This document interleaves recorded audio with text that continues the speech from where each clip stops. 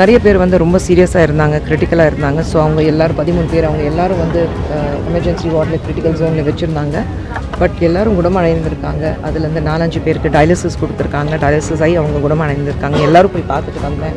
கள்ளச்சாரம் குடித்ததுனால அவங்களுக்கு மெத்தனால் குடித்ததுனால கண்ணு பார்வையில் ப்ராப்ளம் வந்திருக்கு. ஸோ அது அவங்களுக்கு இன்னும் மங்களமாக தான் இருக்குது. அவங்களுக்கு இன்னும் கண்ணு சரியாக தெரியல. ஆனால் இந்த ஹாஸ்பிட்டலில் நான் நினச்சி பாருங்கள், இங்கிருந்து பாதிக்கப்பட்டவங்கள சேலம் வரைக்கும் பாண்டிச்சேரி வரைக்கும் கூட்டிகிட்டு போகும்போது எவ்வளோ பிரச்சனையாக இருந்தது.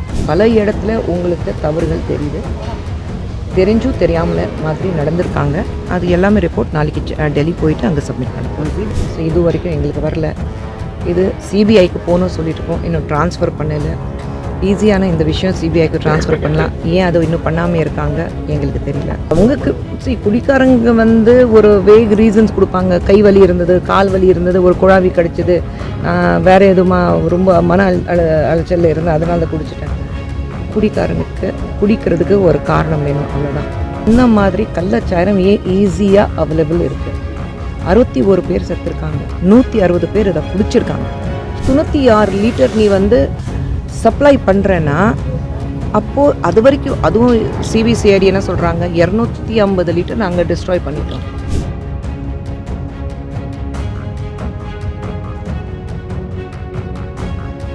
மெடிக்கல் காலேஜில் அவங்களுக்கு ட்ரீட்மெண்ட் நல்லா கொடுத்துட்ருக்காங்க.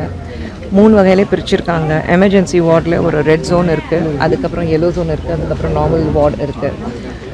நிறைய பேர் வந்து ரொம்ப சீரியஸாக இருந்தாங்க, கிரிட்டிக்கலாக இருந்தாங்க. ஸோ அவங்க எல்லோரும் 13 பேர் அவங்க எல்லோரும் வந்து எமர்ஜென்சி வார்டில் கிரிட்டிக்கல் ஜோனில் வச்சுருந்தாங்க. பட் எல்லோரும் குணமடைந்திருக்காங்க. அதுலேருந்து 4-5 பேருக்கு டயாலிசிஸ் கொடுத்துருக்காங்க. டயாலிசிஸ் ஆகி அவங்க குணமடைந்திருக்காங்க. எல்லோரும் போய் பார்த்துட்டு வந்தேன். எல்லோரும் நல்லபடியாக பேசியிருக்காங்க. ஒருத்தருக்கும் இன்னும் கண் பார்வை சரியாகலை. ஏன்னா இந்த கள்ளச்சாரம் குடித்ததுனால அவங்களுக்கு மெத்தனால் குடித்ததுனால கண்ணு பார்வையில் ப்ராப்ளம் வந்திருக்கு. ஸோ அது அவங்களுக்கு இன்னும் மங்களமாக தான் இருக்குது. அவங்களுக்கு இன்னும் கண்ணு சரியாக தெரியல. ஸோ அவங்களுக்கு ட்ரீட்மெண்ட் கொடுத்துட்ருக்காங்க. என்னென்ன மெடிசன் கொடுத்துட்ருக்காங்க. பாம்பேல இந்த மெடிசன் கொண்டு வந்திருக்காங்க. டயாலிசிஸ் பண்ணிகிட்ருக்காங்க. ஏன்னா இந்த ஹாஸ்பிட்டல் வந்து இப்போ தான் 3 வருஷத்துக்கு முன்னாடி தயாரான ஹாஸ்பிட்டல். ஸோ கொஞ்சம் வசதிகள் நிறையா இருக்குது. ஆனால் இந்த ஹாஸ்பிட்டலில் நான் நினச்சி பாருங்கள், இங்கிருந்து பாதிக்கப்பட்டவங்கள சேலம் வரைக்கும் பாண்டிச்சேரி வரைக்கும் கூட்டிகிட்டு போகும்போது எவ்வளோ பிரச்சனையாக இருந்திருக்கும். ஆனால் 61 பேர் இறந்துருக்காங்க.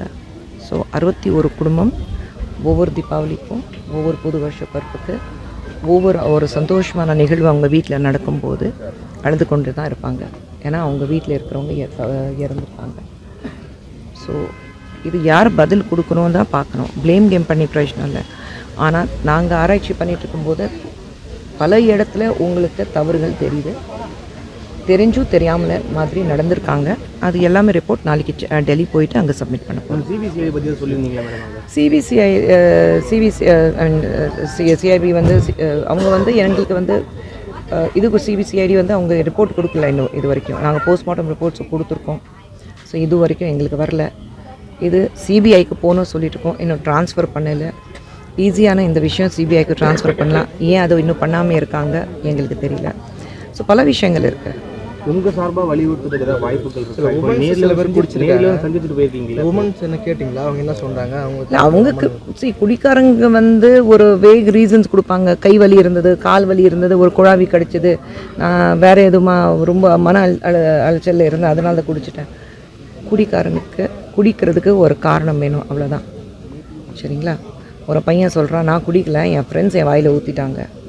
அதான் கேட்டேன், கையில் கழுத்தில் கத்தி வச்சுட்டு வாயில் ஊற்றுனாங்க அவனுக்கு. ஸோ இந்த மாதிரி குடிக்கணும்னு முடிவு பண்ணிட்டாக்கா அதுக்கு 1000 காரணங்கள் தேடலாம். சரிங்களா? ஆனால் என்னுடைய கேள்வி ஒன்று தான், இந்த மாதிரி கள்ளச்சாரம் ஏன் ஈஸியாக அவைலபிள் இருக்குது. 61 பேர் செத்துருக்காங்க, 160 பேர் இதை குடிச்சிருக்காங்க. ஸோ 160 பேருக்கு மினிமம் நீங்கள் நான் ஹாஸ்பிட்டலே கேட்டேன், மினிமம் 3 பேக்கெட் குடிச்சிருக்காங்க. அப்படின்னா 600 ml. அப்போது 600 ml 160 குடும்பங்கள் குடிச்சிருக்காங்கன்னா அது கணக்கு பண்ணி பாருங்கள். நான் மினிமம் 3 பேக்கெட் வைங்க, 600 ml சொல்கிறேன். அப்போ எவ்வளோ ml வருது? 96 ml. ஸோ 96 ml நீ வந்து சப்ளை பண்ணியிருக்க. 96